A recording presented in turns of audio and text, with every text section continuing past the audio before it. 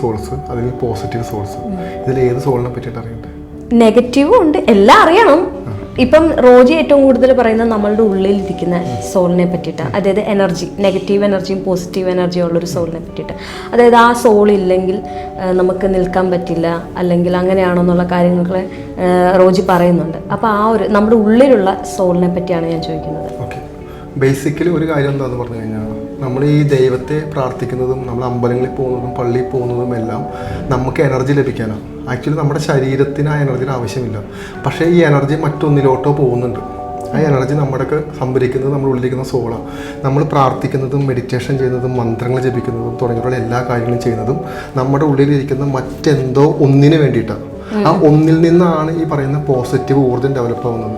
ഈ പോസിറ്റീവ് ഊർജ്ജത്തിൽ ഒരുപാട് ഡാറ്റാബേസ് ഉണ്ട്. അതായത് ഇങ്ങനെ മനസ്സിലാക്കുക, നമ്മളിപ്പോൾ വളരെ നെഗറ്റീവായിട്ട് ഭയങ്കര സങ്കടപ്പെട്ടിരിക്കുന്ന സമയത്ത് നമ്മൾ അമ്പലങ്ങളിലോ പള്ളിയിലോ പോയിരിക്കുന്ന സമയത്ത് നമുക്ക് അവിടെ നിന്നൊരു പോസിറ്റിവിറ്റി ഫീൽ ചെയ്യും. ആക്ച്വലി നമുക്കൊരു ഫീലിങ്സ് അവിടെ നിന്ന് കിട്ടുന്നുണ്ട്.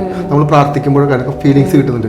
ഈ ഫീലിങ്സ് അടുത്ത ഘട്ടത്തിൽ ഒരു ഡാറ്റ ആയിട്ട് മാറുന്നുണ്ട്. ആ ഡാറ്റ എന്താണെന്ന് പറഞ്ഞു കഴിഞ്ഞാൽ, ഓക്കെ, നിൻ്റെ കൂടെ ഞാനുണ്ട്, നീ സങ്കടപ്പെടേണ്ട, നീ വിഷമിക്കേണ്ട, നിൻ്റെ പ്രശ്നങ്ങളെല്ലാം മാറും തുടങ്ങിയിട്ടുള്ള ഒരു പോസിറ്റീവ് ഡാറ്റയാണ് നമുക്ക് അവിടെ നിന്ന് കിട്ടുന്നത്. എന്ന് പറഞ്ഞു കഴിഞ്ഞാൽ ഈ അമ്പലങ്ങളും പള്ളികളും എപ്പോഴും ഒരു എനർജി ഡെവലപ്പ് ചെയ്യുന്ന പോയിന്റുകളാണ്.